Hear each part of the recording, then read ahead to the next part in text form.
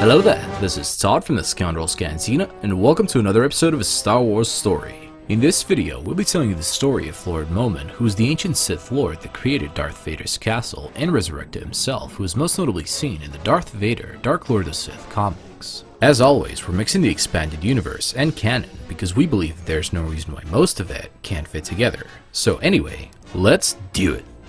Momin was a Force-sensitive male artist and a sculptor that most likely lived during the Old Republic era, which was at least 1,000 years before the Battle of Yavin. At a young age, he created sculptures with the Force out of mutilated animals, to which others reacted in abject horror and locked him away in prison. At one point during his imprisonment, a Sith lady called Shaw freed him and took him as her apprentice, teaching him in the dark side of the Force. He received a short dagger-like lightsaber with which he carved out his mask before disfiguring his face to wear it. Eventually, Momin created his own two rapier-like red-bladed lightsabers, and in a deal with his master, killed Shaw because of his belief that he was second to none. He would continue his studies of the dark side and never took on an apprentice, but instead focused on crafting a work of art worthy of the dark side of the Force itself. With resources left from his master, and with the aid of his acolytes, Momin designed a Force-imbued superweapon with which he would obliterate a city while slowing down time and trapping the expressions of horror of the city's inhabitants forever. His plan would be thwarted by the Jedi, which would lead to his superweapon vaporizing him and leaving only his helmet.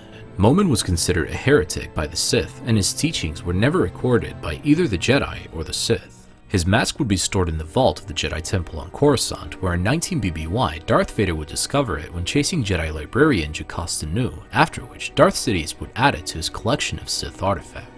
At one point, when Sidious examined the ancient Sith's mask, Momin's consciousness revealed to him his past, and years later, the Emperor gifted Darth Vader this Sith artifact for his studies of the dark side on the planet Mustafar. Around 14 BBY, while en route there, the Mask of Momin possessed Lieutenant Rogo and used his body to design Vader a fortress, which was the entire point of Vader's arrival to Mustafar. When Vader found out about this, he took the mask into a Sith cave and reached out with the Force to it, which then showed him Momin's entire story, after which it tried to possess Vader himself, but the Dark Lord resisted. Vader would soon find Momin's mask another host, being a Mustafarian, after which Momin's consciousness claimed that the fortress he would design could tune the Force energies and open a door to the dark side capable of bringing his wife, Padme Amidala, back from the dead.